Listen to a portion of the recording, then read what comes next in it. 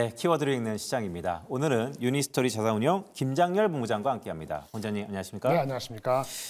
비가 상당히 많이 오나 봐요. 예, 비가 아까 탈 때는 안 내렸는데 네네. 1시간 사이에 내린 건 30-40분 사이에 내린 것 같습니다. 그러니까요. 요즘에 참 우리 장도 그렇고 날씨도 그렇고 이런 불확실성이 참 많은 것 같습니다. 자, 첫 번째 키워드 보도록 하겠습니다. 네.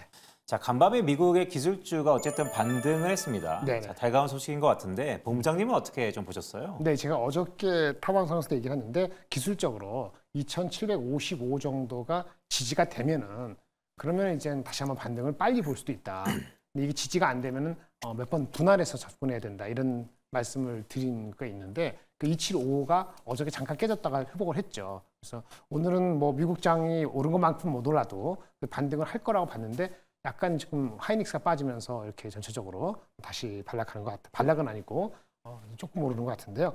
어쨌든 기술적으로 보면 2755 정도 견뎌내면은 아마 오늘 밤, 내일 아침이죠. 내일 아침에 빅테크 중에 몇 군데가 실적 발표되고 우리는 목요일 날 하루 지나서 하이닉스 발표되는데 그거를 무난히 견뎌내면은 테크 종목이 다시 반등을 할 수 있습니다. 근데 지금은 불확실성이 있어서 아마 거기에 대한 베팅을 이제 못 걸고 있는 그런 상태로 보입니다. 그러니까요. 간밤에 미국의 기술주의 반등이 달갑지만 여전히 혼재된 양상이 있다는 말씀 주셨는데 그럼 빠르게 두 번째 키워드로 좀 보겠습니다. 자, 반도체 참 불안과 실적 사이에 혼재된 양상이다라는 의견들이 많은데 아까 말씀드렸던 것처럼 25일입니다. SK하이닉스 실적 발표가 있는데 이번에는 본부장님의 개인적인 의견을 제가 좀 여쭐게요. 자, 상승의 트리거일까요? 아니면 출구의 마지막? 글쎄요. 트리거가 되려면은 실적이 잘 나오거나 가이던스나 톤이 굉장히 긍정적이거나 이렇게 되는 거잖아요. 그게 두 가지인데 보통 어느 종목이나 실적에 대한 기대치가 왔다 갔다 합니다. 평균 한 5조 한 중반에서 올라가는 듯 하다가 다시 내려오고 그래서 지금 평균으로는 5조 5천억이 안 되는 것 같아요. 그 제가 봤을 때는 5조 후반 나오면은 지금 최근에 내려갔기 때문에 그걸 어느 정도 원복하려는 탄력이 있어 보이고요. 근데 실적이 뭐 5조 초중반에서 뭐 그 정도 미치거나 한 비슷하게 나온 정도면은 빠르게 회복하지 못할 수도 있습니다. 이게 삼성 하이닉스 자체 실적에 대한 얘기고요. 뭐 그렇다 치더라도 가이던스가 매우 좋으면 달라질 수 있는데 가이던스라는 게 삼성전자를 통해서 이미 어느 정도는 와치가 된 상태이기 때문에 아주 새로울 게 없을 것 같거든요.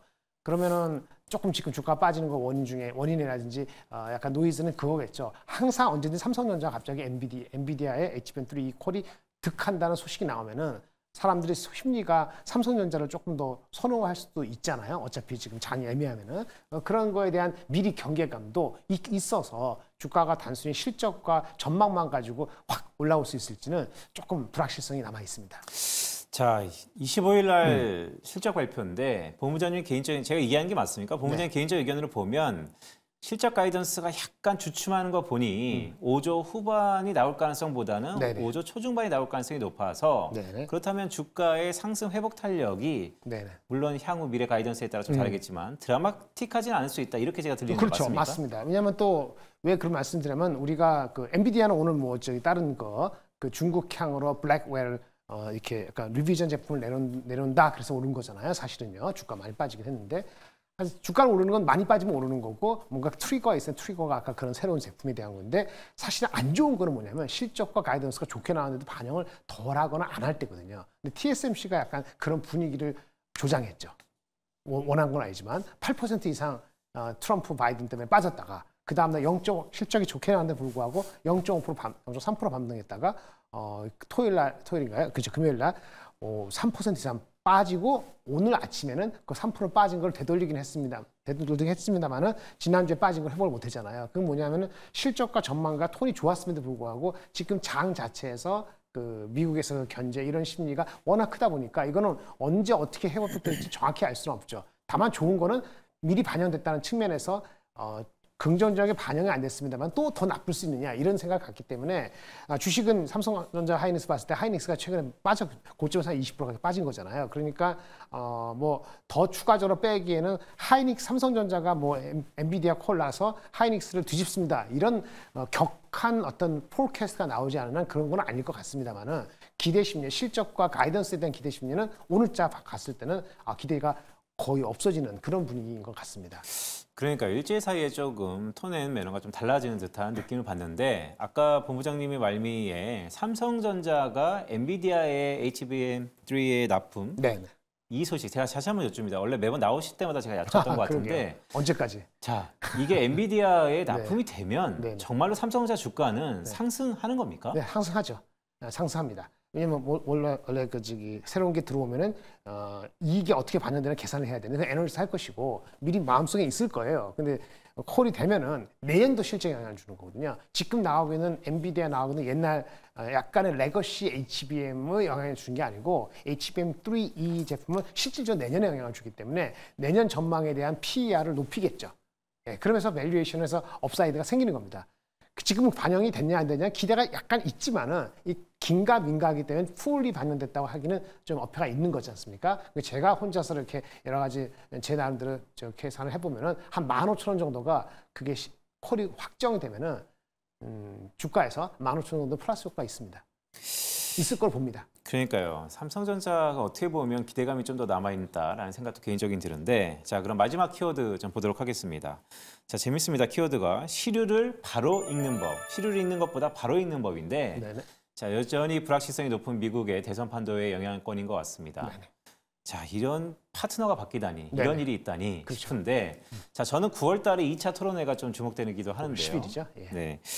해리스가 과연 국내 증시에 우호적일까요? 어떻게 좀 되면요? 보세요? 네. 높아지면요? 네. 그래서 높아질지는 더 지켜봐야 될 것 같고요. 저는 지금 그렇게 낙관하지 못하는 것 같고요. 여전히 결국은 대세는 트럼프로 될 가능성이 개인적으로 물어보시면 그쪽에 표를 던지고 싶고요. 원한다는 게 아니고 그렇게 될 것 같고요. 해리스가 혹시 되면요. 그러면 2차 전지가 좋겠죠. 2차 전지가 가장 많이 망가졌기 때문에 네. 실질 효과는 둘째치고 일단 그 원복하는 회복력으로 따지면 가장 좋고요. 누가 되든 간에 금리 인하 트렌드가 단기적으로 맞잖아요. 그러면 피해본 주식이 다시 원복되는 게 맞습니다. 관계없는 거는 헬스케어는 관계없을 겁니다. 둘 다 약가 인하하고 그런 식으로는 CMO라든지 이런 게 있으니까. 그러니까 헬스케어 관계없고 2차 전지 가장 많이 빠져서 원복하고 반도체 쪽으로 아무래도 좀 낫겠죠. 조금이나마 그런 험한 말을 덜 할 수 있으니까. 물론 바이든이 기존을 유지한다면 이게 근본적으로 바뀌지 않겠습니다만요. 그렇게 보고 있습니다. 알겠습니다. 뭐 개인적으로 본부장님이 약간 의중을 비추시기도 했는데 트럼프가 만약에 당선이 된다면 네네. 빅테크에 대한 규제, 보호무역주의, 자동차에 대한 관세 자 이런 것들이 한국의 주력 품목들 아닙니까? 더구나 트럼프가 얘기하는 건 이런 거 아닙니까? 미국으로 가장 돈을 많이 벌어가는 국가, 과거엔 중국이었고 이제는 한국이 될 수도 있는데 그렇죠. 완전히 타겟이 정조준 될 것 같아요. 네네. 네, 맞습니다. 우리 언론들은 트럼프가 된다면 우리 주식시장도 긍정적인 부분이 있다라고 많이 딜리버리 하는 것 같지만 내면에는 좀 불안하다. 전반적으로 어떻게 좀 봐야 될까요? 그러니까 트럼프가 관세건 감세를 해서 미국에서 하고 그다음에 관세를 해서 그거를 보충하자는 거 아니에요. 그래서 미국 자체는 탄탄하게 하고 자기 나라에 팔라는 건 다 들어와서 하고 자기네 쪽으로 집중하라는 건데 산업적으로 하면은 사실은 챌린징한 겁니다. 챌린징한데 2차 전지를 빼놓고 반도체는 그래도 버틸 수 있는 게 아직은 있어 보여요. 영원히 지속되는 거 없습니다만 왜 버틸 수 있느냐? TSMC가 안 가면 되거든요. 미국에 안 가면 되잖아요. 더 늦추면 되잖아요. 안 가겠다는 걸 어떻게 강제할 수 있는 게 아니죠. 그럼 한국도 그러면 됩니다. 물론 썬큰 코스트가 있기 때문에 그거 정도는 감내해야 되겠죠. 그러니까 말씀 들어보니까 트럼프가 되면 결국 미국 우월주의, 미국 보호무역주의의 여파는 불가피하겠지만 그 가운데서도 반도체는 상당 부분 여유와 룸이 있어 보인다라는 말씀까지 주셨습니다. 자 오늘 도둑 말씀에 유니스토리 자산운용 김장렬 본부장과 함께했습니다. 본부장님 고맙습니다. 감사합니다.